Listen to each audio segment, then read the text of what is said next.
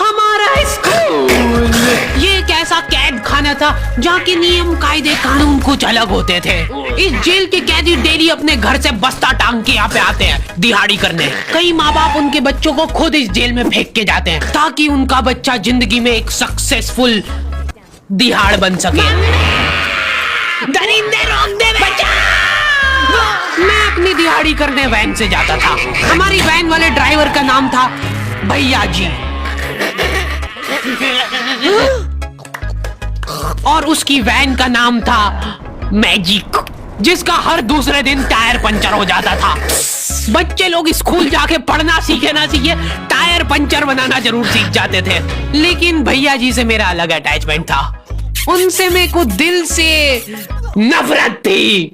ये आदमी सुबह 5 बजे आके मेरे घर के सामने हॉर्न बजाता था। अरे भैयू, ओए भैयू, जल्दी से तैयार हो जा बेटा, 5 मिनट में निकलना है फटाफट। 9 बजे का स्कूल है यार हमारा। लेकिन ये आदमी सुबह सबसे पहले आके मेरे को लेता था। उसके बाद हम 3-4 घंटे पूरे शहर भ्रमण पे निकलते थे। शहर के पूरे आखिरी कोने से बच्चे ले लेके आता था ये आदमी। जहाँ पे वैन जा भी नहीं सकती उधर कूदा कूदा के ले जाता था ये, और फिर टायर पंचर हो जाते थे। शाम पड़े वापस से हमको घर घर छोड़ के आता था ये। जिंदगी बर्बाद कर दी थी भैया जी ने मेरी। सबसे पहले लेते थे और सबसे आखिर में छोड़ते थे। लेकिन मैं फिर भी उसी वैन में जाता था क्योंकि चमेली भी हमारी वैन में आती थी। और बात यह है कि वो मेरे पास ही बैठती थी, मतलब मजबूरन। उसके पास और कोई ऑप्शन ही नहीं बचता था और मैं बचाता भी नहीं था। मैं घर पे जाते से जो 2-3 घंटे मेरे को सोने के लिए मिलते थे उसमें सोता नहीं था और मैं प्लानिंग करता था कि कैसे चमेली सिर्फ मेरे पास बैठे। चमेली सबसे आखिर में आती थी और मैं सबसे पहले सुनसान वैन में चढ़ के बस्ता अपने पास में रख के और फसर के सो जाता था। बाकी सारे बच्चे अपना बस्ता गोदी में रखते थे क्योंकि तुम्हारे बाप की वैन नहीं है, मतलब मेरे भी नहीं थी। पर मेरे ऊपर भैया जी को तरस आ जाता था कि बेचारा 5 बजे से आया है, तो वो सोने देते थे।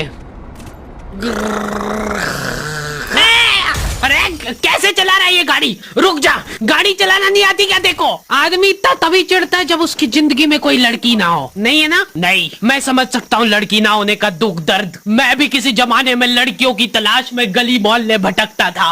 फिर एक दिन मेरे पास से वो निकली।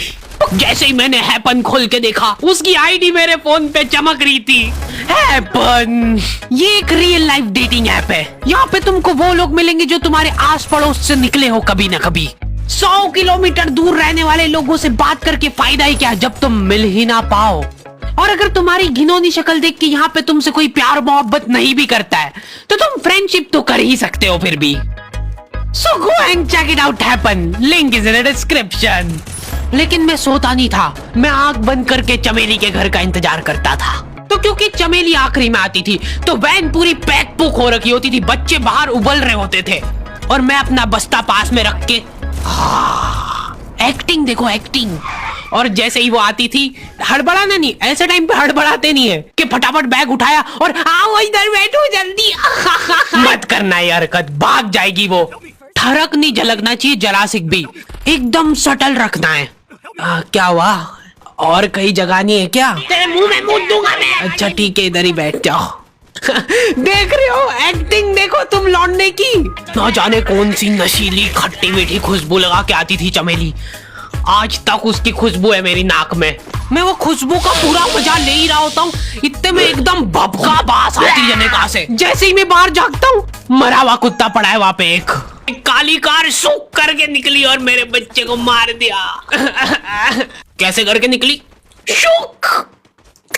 ऐसे नहीं निकली थी, मैं यहीं पे खड़ा था। वो कार आई थी और जैसे ही वो बच्चा नीचे आया तब वो खड़ा, वो बच्चा चिल्लाया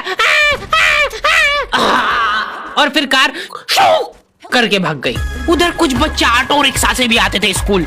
ऐसा लगता था कि पूरे स्कूल के बच्चे इस एक ऑटो रिक्शा में ठूस ठूस के ले जाता है वो। ये ऑटो वाले और भैया जी दोस्त थे और अब ये बीच सड़क पे रेसिंग लगवा रहे हैं। इनकी गाड़ियां उबला रही है बच्चों से।